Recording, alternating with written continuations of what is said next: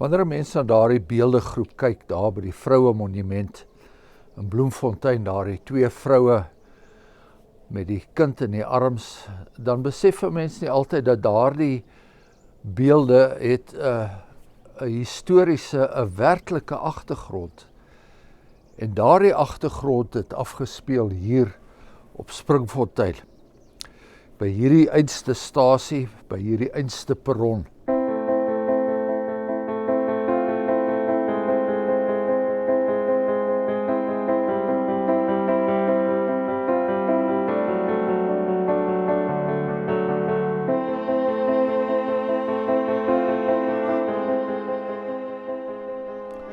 Het was hier in 1901 herfs, het was koud, het het gereën, en Emily Habeas het hier per trein verbygekom en toe sien sy dat die hele area hier op die spoorlyn, dit is vol vrouens en kinders.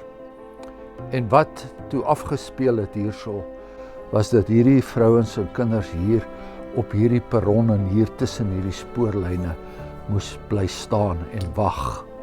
Daar was nie genoeg kos nie, daar was nie genoeg water nie, daar was nie genoeg skuiling teen die reën nie.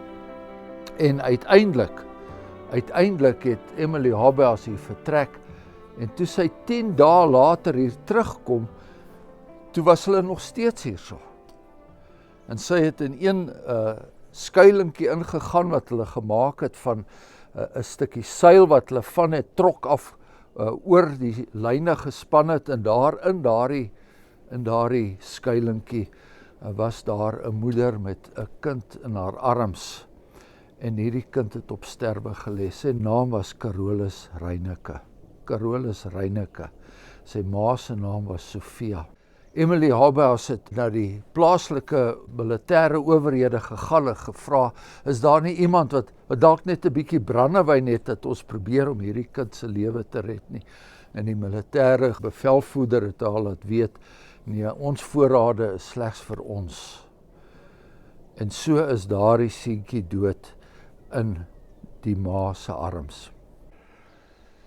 Die toneel wat hier afgespeel het Emily Habeas so aangegryp, dat jare later toe die beeldegroep vir die vroue monument ontwerp was, het sy by die beeldhouer van Wou 'n draai gemaak, en sy het hom oortuig dat daardie toneel van die ouma, die ma met die kind in die hand, dat dit die beeldegroep moet wees wat by die vroue monument moet kom. Dit wat sy daardie dag hier gesien het, die vrou wat met die dooie kind in haar hand sit en absoluut net in die verte instaar, woordeloos.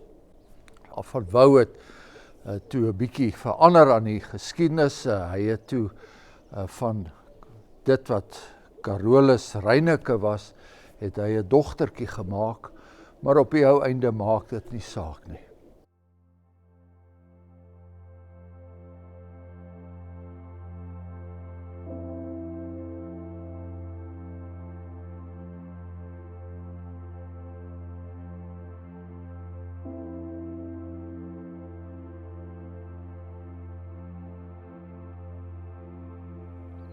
Die 9 maande oue Carolus Reineke is hier in die militêre begrafplaas op die konsentrasiekamp terrein ook hier in Springfontein begrawe. Dis graf 202, maar ek kon dit nie opspoor nie.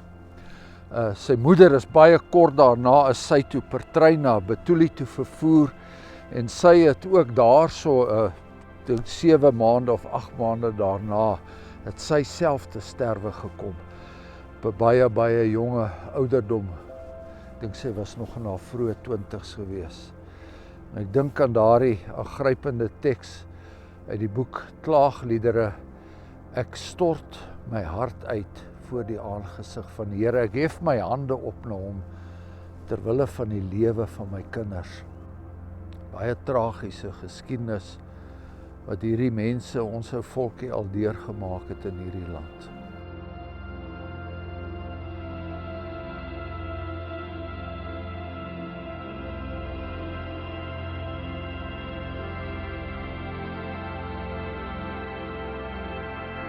Amen.